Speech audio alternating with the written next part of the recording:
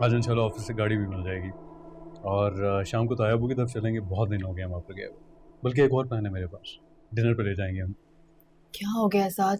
पहले घर की सिचुएशन इतनी टेंस्ड है और फिर आलिया बाजी तो। उनकी बात तो नहीं करो, ठीक है ना। वो जो कुछ भी कर रही है ना, अम्मी की शय पे कर रही हैं। उन्हें समझाने का कोई फ़ायदा नहीं है, क्योंकि उन्हें हमारी बात समझ नहीं आने वाली और उनके लिए अपनी खुशियाँ बर्बाद करने का भी कोई फ़ायदा नहीं है। इसलिए बेहतर है कि अपनी ज़िंदगी जियो जिस तरह तुम्हारा दिल चाहता है, बाकी सब कुछ छोड़ दो।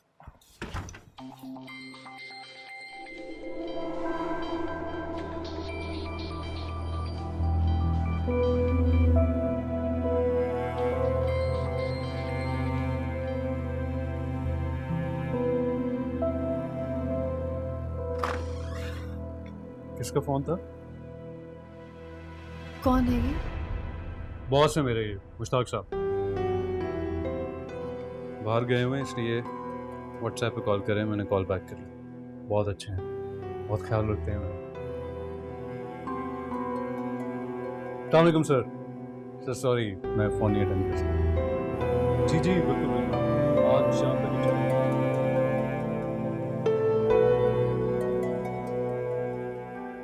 मेरे कुछ दोस्त हैं कराची में, मैं बात करता हूँ उनसे। हैं? तुम ऐसा करो, साथ से कहो अपना सीवी भेज। अच्छा, कौन सी कंपनी? TWD।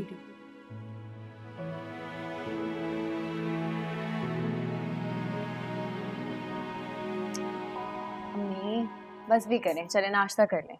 गुस्सा करने से क्या होगा? ये अच्छी रही भाई। बेटों को पढ़ाओ लिखाओ, उनकी शादियां करो, फिर अपने ही घर में उनकी बीवियों से बातें सुनो।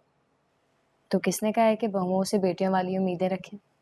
बेटियां ही होती हैं जिन्हें माँ बाप की फिक्र होती है। क्यों ना रखूं उम्मीदें?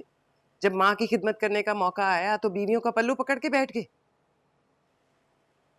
गजब खुदा का, एक नाश्ता मांगने पर दोनों बहुओं से लेक्चर ही सुनना पड़ गया। जायरा की तो चलने समझ में आती है, साथ के बलबूते उसकी जबान खुली है। उसकी नई नई नौकरी का भूत उतरने दे, अपनी जगह पे खुद ही आ जाएगा। मैं तो कह रही थी आप शानजे का सोचें, उससे किस तरह डील करना है। वो जायरा की तरह नहीं है। ऐसे ही लोग कहते हैं कि जो लड़कियां जॉब करती हैं उनके दिमाग तो आसमानों पर होते हैं। बस रहने दो, मुझे आता है आसमानों से दिमाग उतारना। जरा संभल के नाश्ता कीजिए।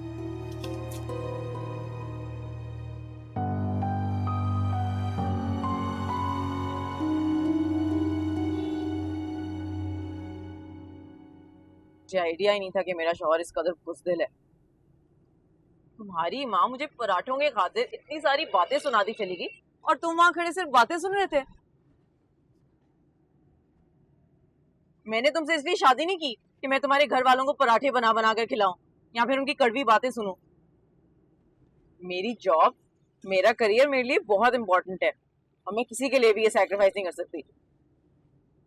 शादी के बाद किसी ना किसी चीज पे तो कॉम्प्रोमाइज करना ही पड़ता है ना। अब तुम जायरा भाभी को देख लो, चीजें बदल जाती हैं। मैं जायरा भाभी नहीं हूँ ये सारी चीजें बर्दाश्त करती रहूंगी और एक्सप्लॉइट होती रहूंगी। अगर तुम्हें मेरे से यही कुछ करवाना था तो तुमने मेरे से शादी क्यों की? यू नो व्हाट, अभी भी टाइम है, सोच लो, अभी भी हम फैसला कर सकते हैं। क्या हो गया शानजी, तुम इतनी छोटी सी बात पे इतना खफा हो रही हो? वैसे भी तो हम घर छोड़ के जा ही रहे हैं ना। कब कब छोड़ेंगे? माँ के सामने आवाज तो निकलती नहीं है तुम्हारी। यार तुम, मैं सिर्फ वेट कर रहा हूँ कि आलिया बाजी का मसला हल हो जाए, वो अपने घर वापस चली जाए, फिर मैं अम्मी से बात कर लूंगा।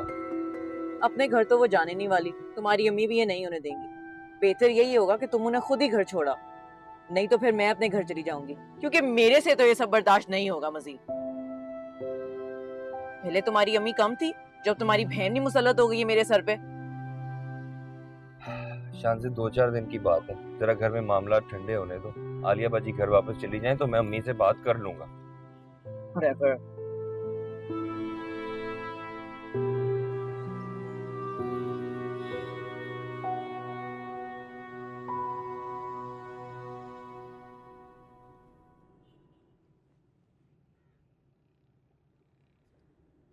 क्या सोच रही हो? देख रही हूँ कि आप कितने खुश हैं। हाँ ज़ाहिरा, खुश तो मैं वाकई हूँ और बहुत ज़्यादा हूँ। मुझे ऐसे लग रहा है जैसे जैसे दुनिया ना मेरी मुट्ठी में है और मैं कुछ भी हासिल कर सकता हूँ। और तुम्हें पता है ज़ाहिरा, मुश्ताक साहब मेरी परफॉर्मेंस से बहुत खुश हैं और वो कह रहे थे 1-2 महीने में सैलरी भी बढ़ जाएगी। Isn't that amazing? अपने बलबूते पे कुछ हासिल करने का नशा ही कुछ और होता है ज़ाहिरा। बिना वजह मैं सारी जिंदगी ताया अबू पे डिपेंड करता रहा। अब कम से कम फखर से उनके सामने तो जा सकता हूँ। You know, Allah is very kind. वो मुझे एक नेमत के बाद दूसरी नेमत देते जा रहे हैं और honestly I don't know how to thank him. खैर छोड़ो, मैं भी क्या बातें लेके बैठ गया। तुम्हें पता है मैंने स्टेट एजेंट से भी बात कर ली है। उसने 1-2 घर बताए हैं जो कि खाली हैं। वीकेंड पे देखने चलेंगे, अगर पसंद आए तो हम फौरन शिफ्ट भी कर जाएंगे। पहले किराए का घर लेंगे, उसके बाद इंशाल्लाह बहुत जल्द हम अपना घर भी बना लेंगे। फिर तुम उसे अपनी मर्जी से डेकोरेट करना। मैं जानता हूँ तुम्हें घर सजाने का बहुत शौक है। जिंदगी में मुझसे बहुत गलतियां हुई हैं ज़ाहिरा।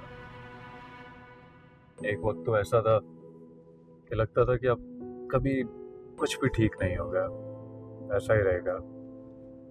लेकिन अल्लाह की शान है कि वो अपने बंदों को माफ़ कर देता है और उन्हें अपनी गलतियों के अजाले का मौका देता है।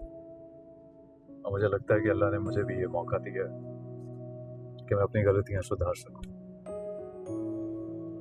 अब आई प्रॉमिस यू सब ठीक रहेगा, कुछ गलत नहीं होगा।